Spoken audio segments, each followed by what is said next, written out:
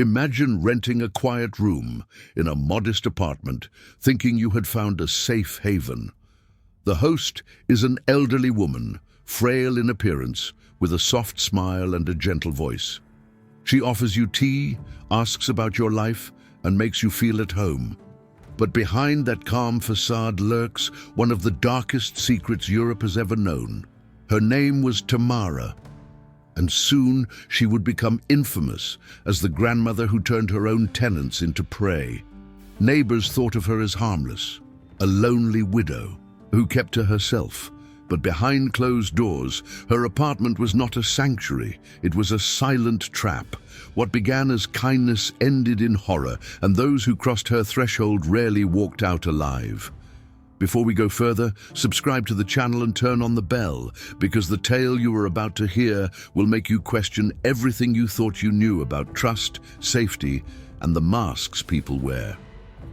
For years, Tamara was seen wandering the streets of St. Petersburg, often carrying heavy black bags. To those who noticed, it seemed odd that such a fragile old woman could handle such weight. But neighbors dismissed it as nothing more than trash. They greeted her politely. Some even helped her carry those bags down the stairs, never realizing what was truly inside.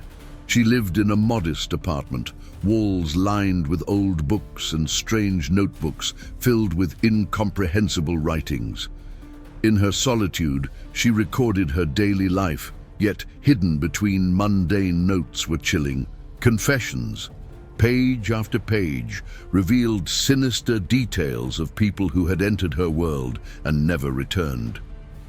When the police finally uncovered her secret, it was almost impossible to believe. The sweet, grandmotherly woman who shared gossip in the courtyard had been living a double life. Behind her closed door, horror unfolded in silence. She had learned to wear masks of kindness, but the darkness always seeped through. The first whispers of suspicion began when one of her tenants vanished, without a trace. Friends searched, neighbors asked, but the old woman calmly explained that the tenant had left for another city. She spoke with such conviction that no one dared question her. The missing person became just another forgotten case in the city's shadows. What no one knew was that Tamara had already perfected her method. She welcomed her victims with warmth, offering meals, drinks, and companionship. Yet beneath the surface, each gesture was calculated. She waited for the right moment when trust had disarmed them completely. That is when her mask fell, revealing the cold precision of someone who saw human life as nothing more than disposable.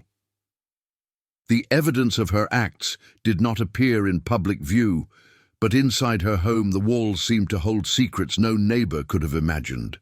It would take years before investigators began connecting the pieces, years in which she continued living her double life, smiling in daylight while planning horrors in the night. Discovery came almost by accident. A quarrel with another elderly neighbor led authorities to Tamara's apartment. What they found inside shook even the most seasoned officers. Hidden among the dusty shelves and faded curtains were notebooks, old and worn, yet filled with chilling detail. At first glance they appeared to be diaries, daily reflections of an aging woman. But soon the words revealed a darker truth. Her neat handwriting calmly described acts that no human heart should bear to write. She documented each victim as if recording a recipe, marking dates, names, and grotesque details of what she had done. There was no sign of remorse, no trembling hand, only a cold record of death disguised as routine. Each page whispered confessions that would later serve as silent witnesses against her. As investigators read further, they realized they were staring into the mind of someone who had long blurred the line between ordinary life and calculated horror. The woman who neighbors saw, feeding stray cats and chatting in the courtyard, was the same who had written, without hesitation, the final moments of those who trusted her. The journals became the skeleton key to her crimes, a trail of ink leading to answers that had eluded families for years. But the question that haunted detectives most was simple: how many more pages remained unwritten, and how many more lives had slipped into the shadows without a trace? When the police finally knocked on her door, Tamara did not resist. She opened it calmly, as if expecting them, her eyes betraying neither fear nor surprise. The officers, hardened by years of crime scenes, were unsettled by her composure. As they read her notes aloud, she listened in silence, sometimes nodding slightly, as though the words were nothing more than a shopping list. The community's reaction was one of disbelief. Neighbors, who had greeted her daily, stood frozen as police escorted the frail woman down the stairs. Some whispered prayers, others covered their mouths in shock. To them, Tamara had been a grandmotherly figure, someone who offered soup in the winter and asked about their children.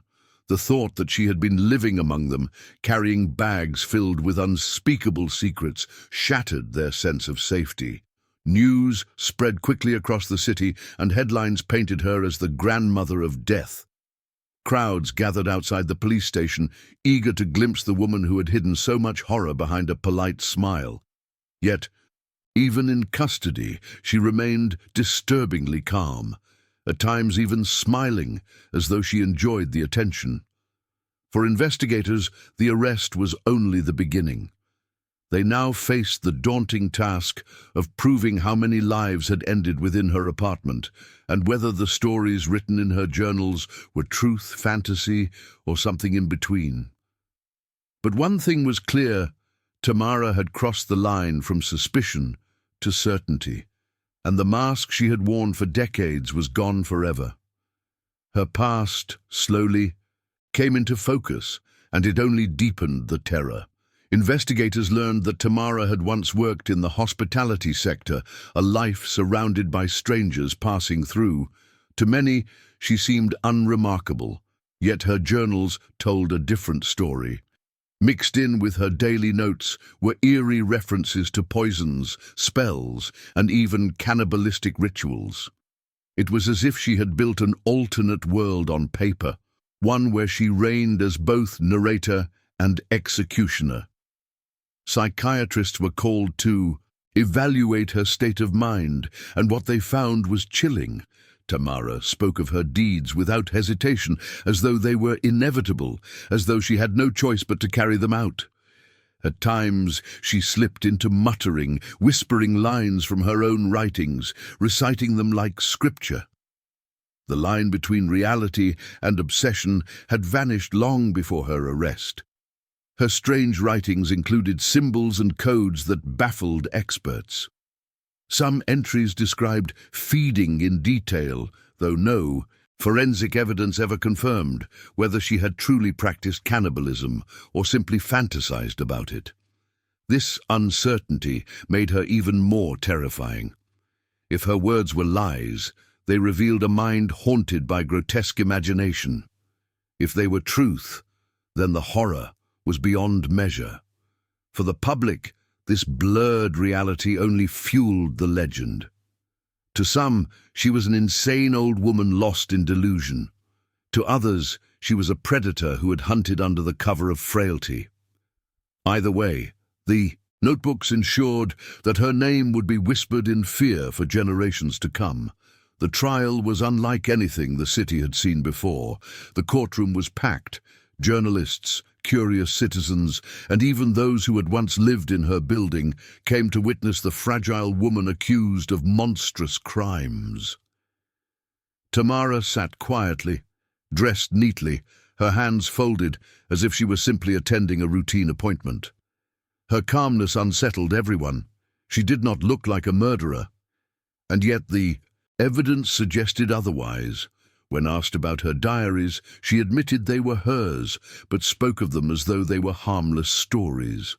At times she laughed softly, as if the court's questions amused her. Other times she grew distant, her eyes wandering, muttering lines no one could understand. The contrast between her frail appearance and the brutality described in her own words was almost unbearable to watch. For the families of the missing, Her composure felt like mockery. They wanted remorse, or at least an acknowledgement of their pain, but Tamara gave them nothing. She never wept, never apologized. She seemed to live in a world only she understood. The court psychiatrists described her as suffering from severe mental disorders, a conclusion that placed her fate not in prison, but in a psychiatric institution. The verdict left the city divided. Some believed justice had been served, others felt she had escaped true punishment. But what no one could erase was the deep wound she left behind. The idea that an elderly woman, a neighbor, a host, a grandmotherly figure, could conceal such horror was something the city of St. Petersburg would never forget. Her story did not end with the verdict. Confined to a psychiatric institution, Tamara remained as enigmatic as ever. She lived quietly, surrounded not by family or friends, but by the shadows of her own mind. Reports said she continued writing, filling pages with cryptic phrases, fragments of memory, and disturbing notes that blurred reality and fantasy. Even behind locked doors, the horror of her presence lingered. For the people of St. Petersburg, the case left scars that never fully healed. Neighbors who had once trusted her found themselves unable to trust anyone again. Families of the missing were left with more questions than answers. How many victims had there truly been? Were the diaries exaggerations or cold, precise records? No investigator could ever say with certainty. Tamara's name became legend, whispered as both warning and nightmare. She was not the image of a ruthless killer, but that was exactly what made her story so haunting. Evil had worn the face of a grandmother, the guise of fragility, and no one had suspected until it was too late. And so her legacy remains unresolved. Was she a predator hiding in plain sight, or a broken mind lost in twisted delusion? The truth may never be known, but one fact endures. The line between innocence and horror is thinner than we imagine. Sometimes it lives right next door.